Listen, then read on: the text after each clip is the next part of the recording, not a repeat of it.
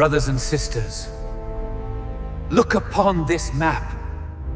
1800 के दशक में एक आदमी ने जो कहा आज सच हो रहा है। Derby prophecy explained.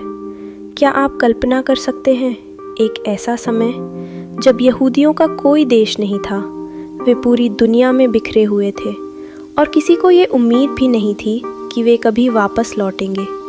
लेकिन 1800 में एक आदमी खड़ा होता है और कहता है इज़राइल फिर से एक राष्ट्र बनेगा। लोग हंसते हैं, उसे गलत कहते हैं, उसे नज़रअंदाज करते हैं, लेकिन आज वही बात सच होती दिख रही है। यह कहानी है एक ऐसे व्यक्ति की जिसने समय से पहले देख लिया था। आज हम बात करेंगे जॉन नेल्सन डार्बी के बारे में, एक ऐसे थियोलॉजियन जिसने बाइबल की भविष्यवाणियों को एक बिल्कुल नए तरीके से समझाया और ख़ासकर इज़राइल के बारे में उसकी भविष्यवाणी जो उस समय लगभग नामुमकिन मानी जाती थी। पार्ट 1, उस समय की सच्चाई। 1800 में दुनिया कैसी थी?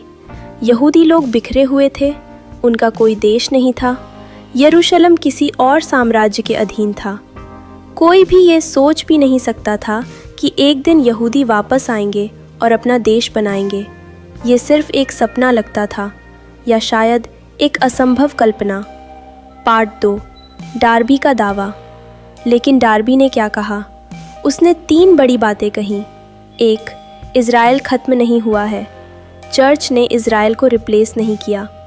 2, यहूदी वापस अपने देश में आएंगे, एक दिन इज़राइल फिर से बनेगा। 3, परमेश्वर का प्लान अभी पूरा नहीं हुआ, इज़राइल का भविष्य अभी बाकी है। उस समय लोग बोले ये असंभव है। पार्ट 3, सबसे बड़ा विरोध। उस समय चर्च क्या मानता था? इज़राइल ख़त्म हो चुका है, अब चर्च ही नया इज़राइल है।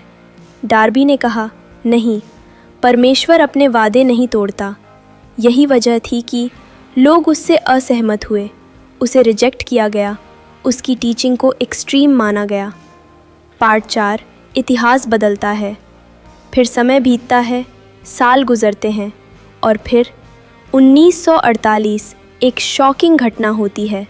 इज़राइल फिर से एक राष्ट्र बन जाता है, एक ऐसी चीज़ जिसे 1800 के दशक में इम्पॉसिबल कहा गया था, वो रियलिटी बन जाती है। अब सवाल उठता है, क्या डार्बी सही था या ये सिर्फ कोइंसिडेंस था? Part 5, and times connection. Derby ने सिर्फ इतना ही नहीं कहा था, उसने कहा था ये सब एंड टाइम्स का हिस्सा है। इज़राइल की वापसी, आने वाला संकट और अंत में मसीह की वापसी। उसके अनुसार परमेश्वर का प्लान अभी ख़त्म नहीं हुआ है, लेकिन ये सिर्फ इतिहास या भविष्यवाणी नहीं है, यह एक पर्सनल सवाल है। अगर परमेश्वर अपने वादे पूरे करता है तो क्या आप उसके साथ सही रिलेशनशिप में हैं? क्या आपका विश्वास सिर्फ पत्तों जैसा है या उसमें फल भी है? एक आदमी जिसे किसी ने सीरियसली नहीं लिया, आज उसकी बातें दुनिया को सोचने पर मजबूर कर रही हैं।